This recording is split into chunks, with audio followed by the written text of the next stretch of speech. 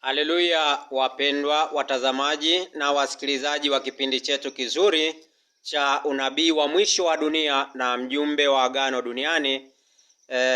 Tunaendelea na semina yetu ya ujenzi wa kanisa halisi, na bado tuko katika ile taa yetu ya taa ya nne, kiasi. Bado tunaangalia kiasi ili tuweze kujua namna ya kutambua ile chapa ya mnyama. Tulijifunza habari za chapa katika vipaji vya nyuso na katika kipaji cha mkono tukaweza kujua, lakini leo tunataka kuangalia mnyama ni nani?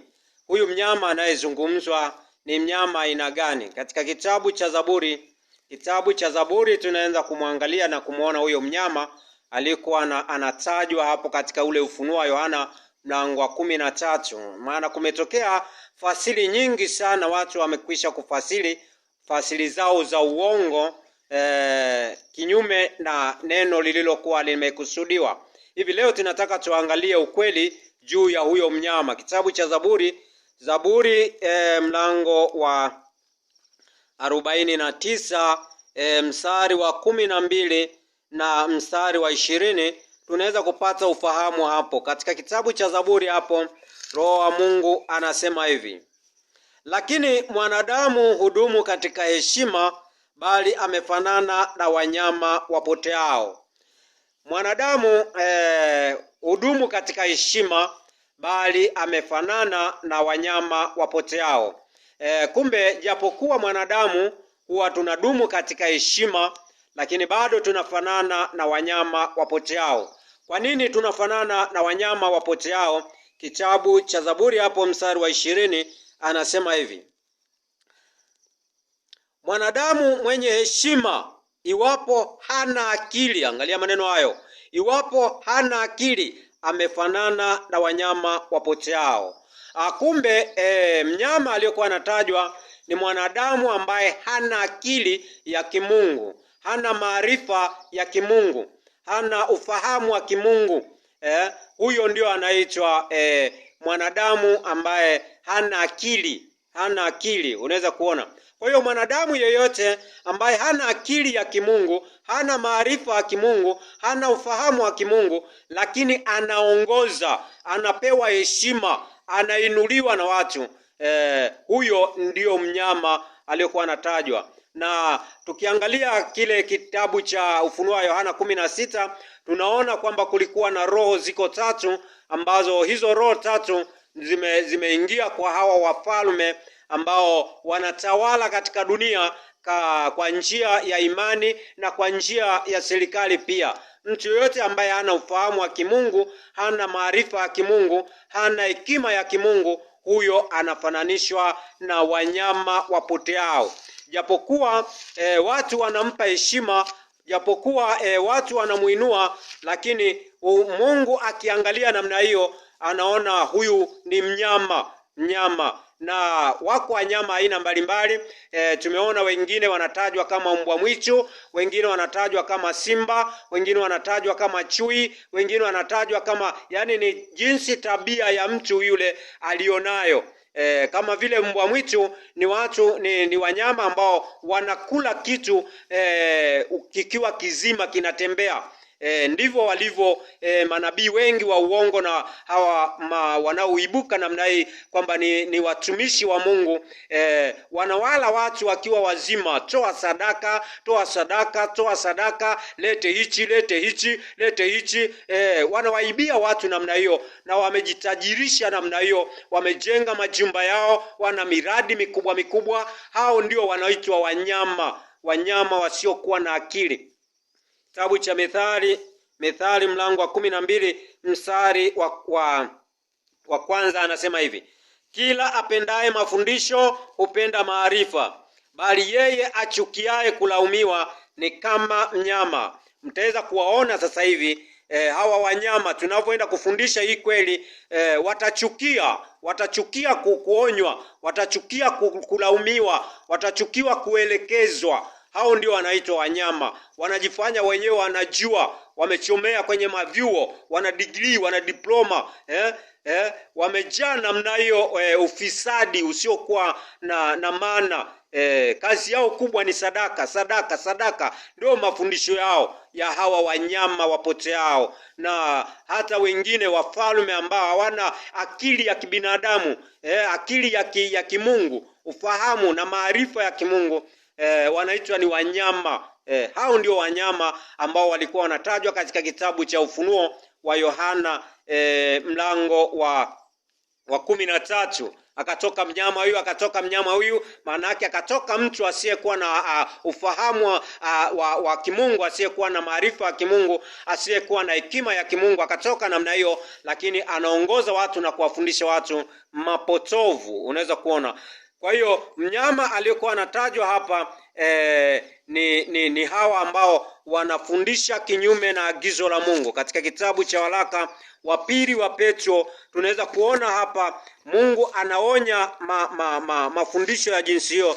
Waraka wa pili wa Petro, tuangalie kwanza waraka wa pili wa Timotheo mlango wa kwanza na mlango wa 4 na mstari wa kwanza na kuendelea. Anasema hivi: na kuagiza mbele za Mungu na mbele za Kristo Yesu atakaye wahukumu walio hai na waliokufa kwa kufunuliwa kwake na kwa ufalme wake. Ndo kwa kufunuliwa kwa Yesu Kristo.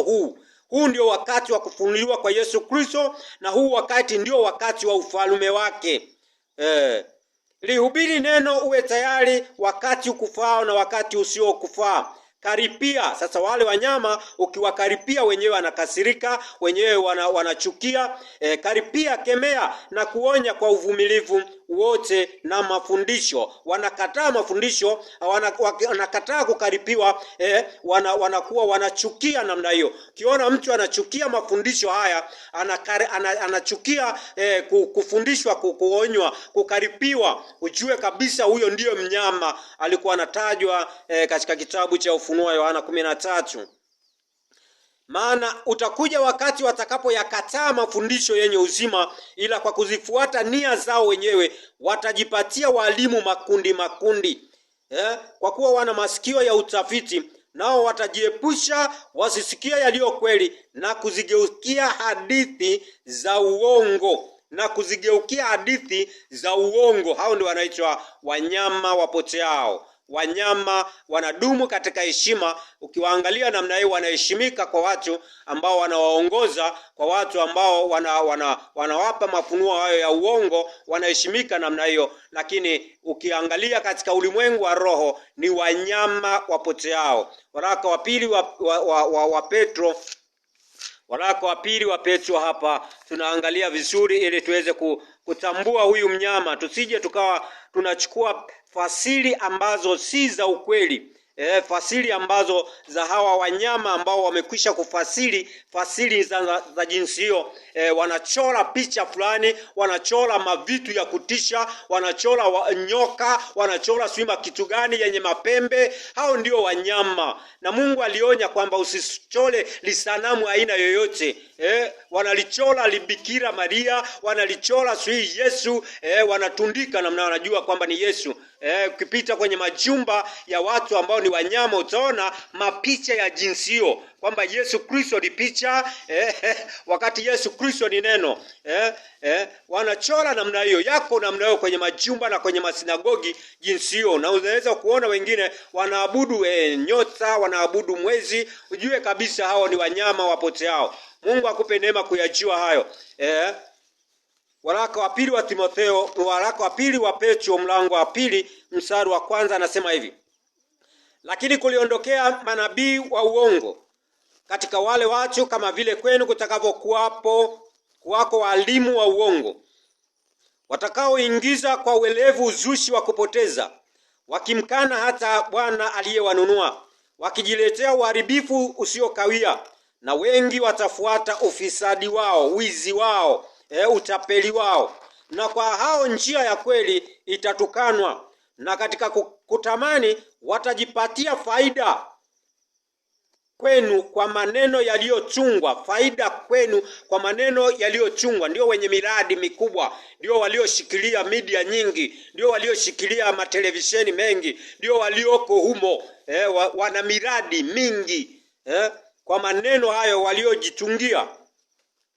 Wamejitajirisha namna hiyo, na katika kutamani watajipatia faida kwenu kwa maneno yaliyochungwa, ambao hukumu yao tangu zamani haikawii, wala uvunjifu wao hausinzii. Kwa maana ikiwa Mungu hakuwaachilia malaika waliokosa, bali aliwatupa shimoni, akawatia katika vifungo vya giza, walindwe hata ije hukumu, wala hakuwaachilia ulimwengu wa kale, bali alimuhifadhi Nuhu mjumbe wa haki na watu wengine saba, na alipoleta gharika juu ya ulimwengu wasiomcha Mungu.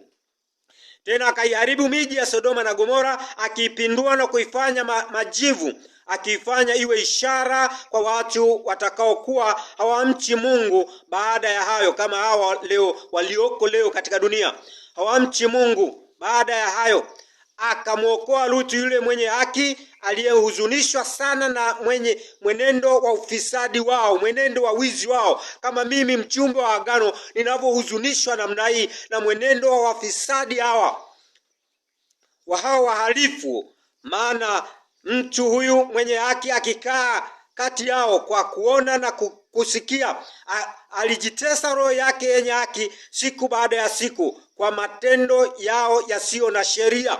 Basi Bwana ajua kuwaokoa sawa na majaribu, na kuwaweka wasio haki katika hali ya adhabu, hata siku ya hukumu, na hasa wale wafuatao mwili katika tamaa ya mambo machafu na kudharau mamlaka ya kimungu namna hiyo, wenye ushupavu, wenye kujikinai, hawatetemeki wakiyatukana matukufu, wakiitukana kweli ya Mungu.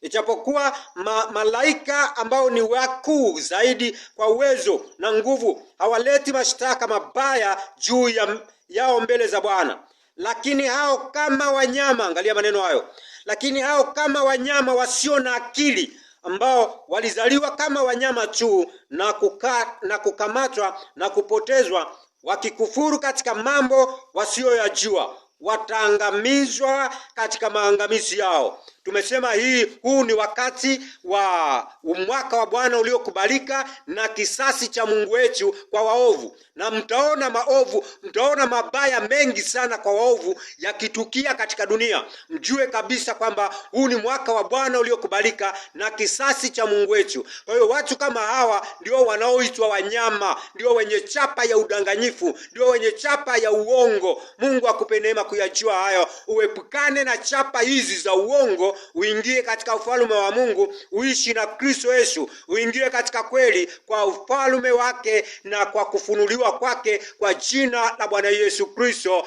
Amen.